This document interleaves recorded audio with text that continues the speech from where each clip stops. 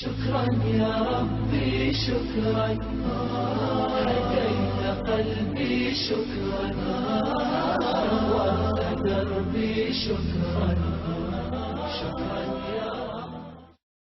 চিন্তা করুন তো দেখি, সবকিছু আল্লাহ পাক শুনছেন, তাহলে আপনি এই বিশ্বাস যদি রাখেন সবকিছু শুনছেন, মানে সবার কথা শুনছেন, সবার ভাষা শুনছেন।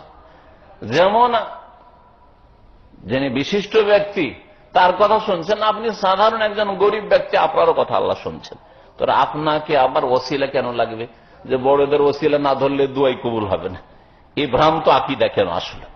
এই গুমরাহি কেন আপনার আকীদাতে আসলে আর দোয়াতে আসলে? এই গুমরাহির দোয়া ছাড়া সহি দোয়া জানলেন না, অথচ কোরআনের একটি দোয়াতে তো কেউ কারো ওসিলা ধরে দোয়া করেন না।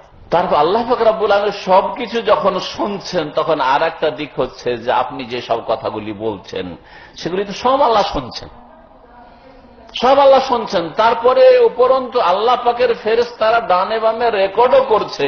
তাহলে কোন কথাগুলি বলছেন আপনি চিন্তা করুন তো।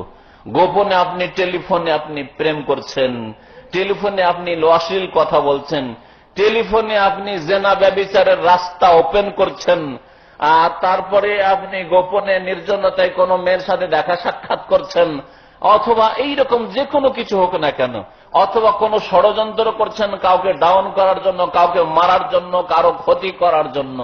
আসামি আল্লাহ পাক সবকিছু শুনছেন।